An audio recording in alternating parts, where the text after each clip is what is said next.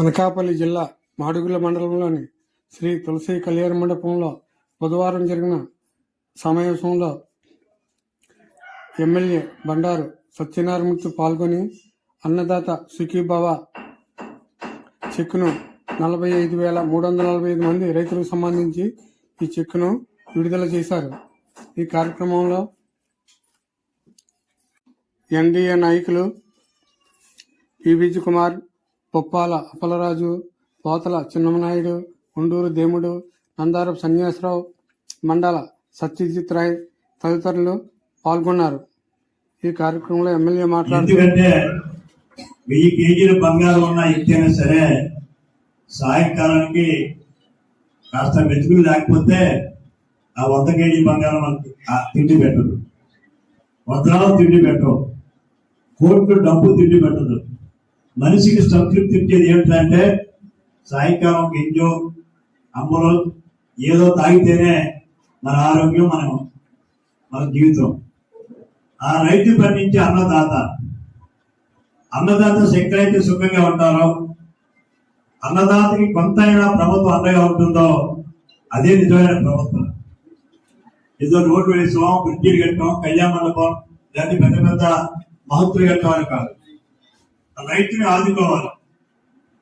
రైతు అనే వారికి ఆ రోజు ఈ రోజు కూడా రోజు రోజుకి రైతు క్షీణిస్తూ ఉన్నారు. పెట్టుబడులు రాక, కష్టించిన ఫలితం రాక, ప్రభుత్వాలు అనుకున్న ప్రోత్సాహం దొరక్క కూడా కొన్ని ఇబ్బందులు పడుతూ ఉన్నాం. అయినప్పటికి కూడా ఇక్కడే గతంలో ప్రభుత్వాలన్నీ కూడా వ్యవసాయ శాఖ అంటే కొంత నిర్లక్ష్యం వైపు ఉండేది, అరకొన్ని నిలిచి ఉండేవారు. దానివల్ల రైతుకి సంతృప్తి కలిగేది కాదు. రైతుకి ప్రోత్సాహం అంటే కేవలం డబ్బులోనే కాదండి, రైతుకి తన కష్టపడే ఫలితం ఎలా రావాలి, రైతు కష్టపడేది ఏ రకంగా చేస్తున్నాడు, మనిషికి శిక్షణ కూడా కావాలి. ఒక రోజు నేను రైతుని, నేను మా నాన్నగారికి ఇప్పటికి 60 ఎకరాలు మా ల్యాండ్ ఉంది. నేను కూడా 40 ఎకరాల దగ్గర వ్యవసాయం చేసి 40 ఎకరాల వరకు వరి పండించేవాడిని, చెరుకు పండించేవాడిని, అప్పడాలు కానీ మిర్చి కానీ ప్రతి పంట నేను కూడా వ్యవసాయకారులతో చదువుకున్నా కనుక అప్పటికే డిగ్రీ కంప్లీట్ చేసి నేను వ్యవసాయం చేశాను. నాకు తెలుసు, అర్థమవుతుంది. రైతుకి మనం చూసేవాళ్ళం. పూర్వం రైతు ధాన్యం ఉండేది, మేము ఎప్పుడో ధాన్యం ఉడికిన తర్వాత విత్తనాల కోసం అటుకు మీద గరిసి ఉండేది. ఆ గరిచిలో ధాన్యం వేసేవాళ్ళు, మళ్ళీ వచ్చే సంవత్సరం ఎండబెట్టి అదే ధాన్యాన్ని సన్నబైందని, ఇల్లి బాగుమని ఆ పేరు లేనట్టు కదా, ఇల్లి గారు పోయినాయి, మంచిదే. కానీ మాకు తెలిసేది కాదు. ఎందుకంటే ఎప్పటికప్పుడు మనం హైబ్రిడ్ అంటే వరి వంగడాల్లో సంకర జాతి విత్తనాలు వేసుకొని దాంతో అధిక దిగుబడి పొందాలనే ఆలోచన మాకు ఉండేది కాదు. అయితే నేను చదువుకున్నాను కనుక నేను ఒక్కసారి ఇదే మా నాన్నగారు చన్నబైండు ఢిల్లీ బాబు వేస్తూ ఉంటే అప్పుడే మసూరి వచ్చిందండి. మసూరి ఒకసారి 70-80 ప్రాంతంలో నేను మసూరి వేశాను. మసూరి చదువు నవ్వాను మా రైతులు. కొత్తగా వ్యవసాయం నా పేరు నాయుడు కాకపోయినా నాయుడు కాకపోయినని అంటుండేవారు. నాకు ఒకసారి నేను పొలానికి వెళ్ళడం మానేశాను, ఎందుకంటే ఈ ఢిల్లీ బాబు వరి దుబ్బులాగా బాగా కలిసి ఉండేది. ఈ మసూరు ఏమో చీపుగా ఉండిపోయింది. మా వాళ్ళందరూ అడగాల వరకు నేను పొలానికి వెళ్ళడం మానేశాను, చిక్కుపడి. కొత్త వ్యవసాయం దిగాను, పరుగు పోతుందని. వాళ్ళ రైతులు ఇంటికి వచ్చారు, బాబు పొలానికి రావట్లేదు అన్నారు. చిక్కేస్తున్నా నాకు, అదే చీపుగా ఉన్నాయి అంటే రావు, పొలానికి రావు బాబు అన్నారు. నేను వెళ్ళి చూసేసరికి ఒకే రాత్రి మొత్తం ఎంతంతా ఇది పైకి వచ్చి ఎన్నే కనపడుతుంది, గడ్డి కనపడలేదు. అయితే అది విత్తనం మార్పు అనేది మన రైతులు చాలా మంది తెలుసుకోవట్లేదు. ఎప్పటికప్పుడు ఆధునికమైన దిగుబడి వచ్చే విత్తనాలు, శాస్త్రవేత్తలు కలిపిన విత్తనాన్ని మనం మారుస్తూ ఉండాలి. రెండో, రైతు మన ఇంట్లో అబ్బాయికి ఆరోగ్యం బాగోలేకపోతే హాస్పిటల్ తీసుకెళ్లి బ్లడ్ టెస్ట్ చేయిస్తాం, యూరిన్ టెస్ట్ చేయిస్తాం, ఇంకా 2 టెస్టులు చేయిస్తాం. కానీ మన పొలంలో వ్యవసాయంలో ఎర్రగా అయిపోయినా, దిగుబడి రాకపోయినా మన భూసార పరిరక్షణ చేయటం. పూర్వం భూసార పరిరక్షణ జిల్లా మొత్తం మీద ఒకే దగ్గర ఉండేది. ఇప్పుడు అదృష్టశాత్తు ల్యాబ్స్ అన్ని కూడా మొబైల్ కూడా పెట్టి ఇవాళ ఎక్కడ వ్యవసాయం భూమిలో ఉన్నటువంటి శాశ్వత ఎక్కడైతే భూసార పరీక్ష కూడా చేస్తూ ఉన్నాం. అంచేత ఎప్పటికప్పుడు వ్యవసాయ ఆధునిక పద్ధతులు మారాయి. పూర్వం మనం వ్యవసాయ కూలీలు ఉండేవారు, వ్యవసాయం చేసేవారు, మంచిదే. ఏది జాతీయ గ్రామీణ ఉపాధి పథకం వచ్చిన తర్వాత మనకి కూలీ పెట్టడం లేదు. అక్కడ నెలకు 200-300 రూపాయల దగ్గర ప్రభుత్వాలు ఇస్తూ ఉంటే మనం ఇవ్వలేకపోతున్నాం. అందుకే వ్యవసాయం పడిపోతుంది, పెట్టుబడి పెట్టదాకా కూలీ దొరక. అందుకే ఇప్పుడు ఆధునికమైన విధానం ద్వారా యాంత్రీకరణ వ్యవసాయం ప్రవేశపెట్టాం. చాలా మంది ఇంకా యాంత్రీకరణలో మన పక్క అవడం లేదు.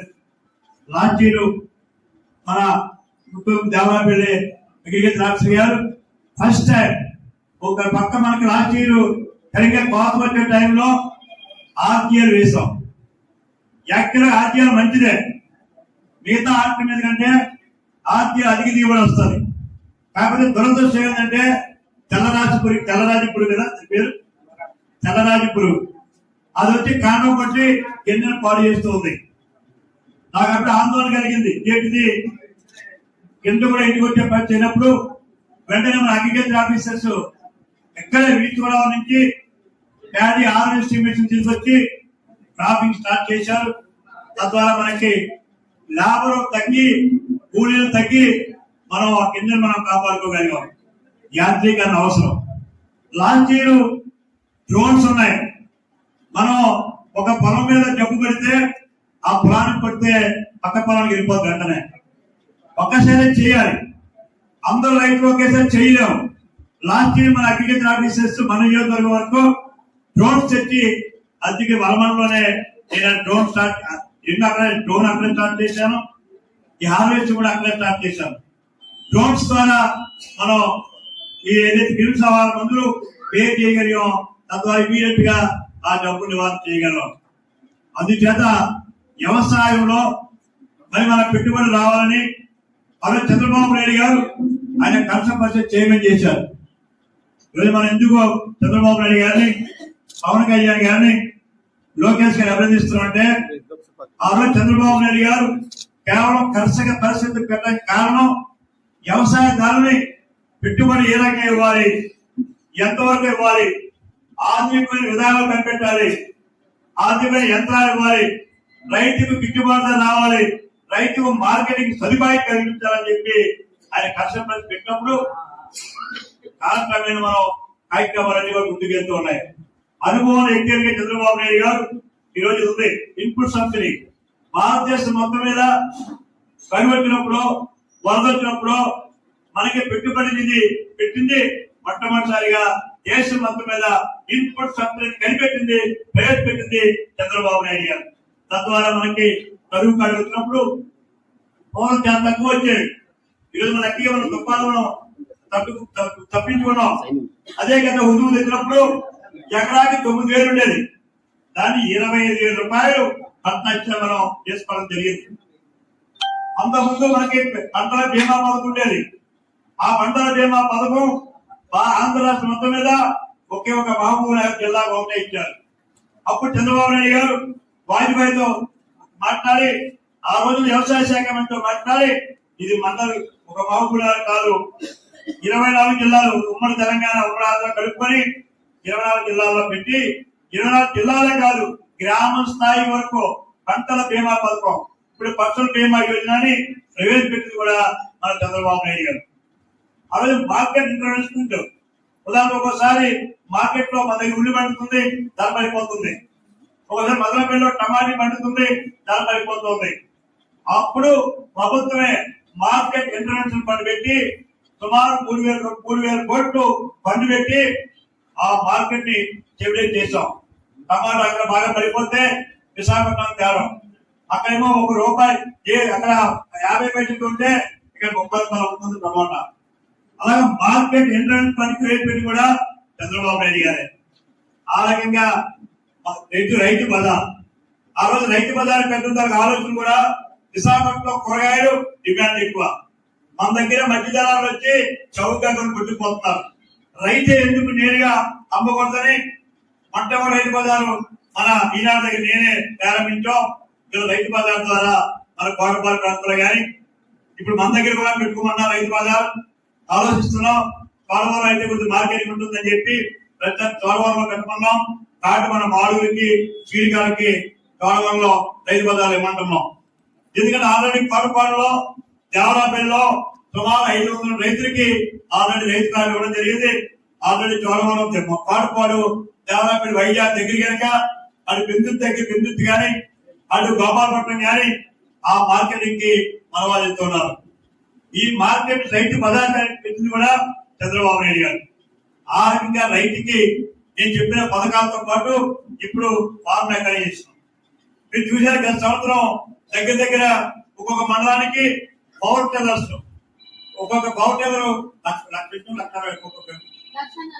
1,40,000 పవర్ టెల్లరు సబ్సిడీ మన దగ్గర ₹1,00,000 మొత్తం చేసుకోండి. ఎంత సబ్సిడీ ఇచ్చామంటే ₹1,40,000 పవర్ టెల్లర్ కి 1,40,000 పెట్టుకుంటే 1,00,000 సబ్సిడీ మీద 50% దగ్గర సబ్సిడీ మీద పవర్ టెల్లర్స్ ఇవ్వడం జరిగింది. ఒక మన 36, 30, 35 లక్షల ఇవ్వడం జరిగింది. మళ్ళా ఈ సంవత్సరం కూడా పవర్ టెల్లర్స్ ఇస్తూ ఉన్నాం. డ్రోన్స్ ఉన్నాయి దానికి చాలా కాస్ట్లీ 10 లక్షల డ్రోన్. అది మీరు కొనుక్కోలేదని ఎవరైతే సొసైటీ ముందుకు వస్తారో సుమారు ₹8 లక్షలు సబ్సిడీ ఇచ్చి సొసైటీ 2 లక్షలు పెట్టుకోమన్నాం. మన అంబాడులోనే నేను డోర్ ఓపెన్ చేశాను, అలమన్లో డోర్ ఓపెన్ చేశాను, కోటపాడు కూడా డ్రోన్స్ ఓపెన్ చేస్తాం. ఈ సంవత్సరం కూడా రైతు కూడా కావాలంటే డ్రోన్స్ తీసుకోమంటున్నాం. డ్రోన్స్ ద్వారా ఎవరికి క్రిమిసంహార మందులే కాదు, యూరియా ఏదైతే ఉందో యూరియా సమాన ప్రతిపత్తిలో పొలంలో వేయాలి. జనగా యూరియా చేసేటప్పుడు మన రైతు కొంత జబ్బులు తెలుసో తెలియకో ఆ యూరియా వల్ల ఆరోగ్యం పాడవుతుంది.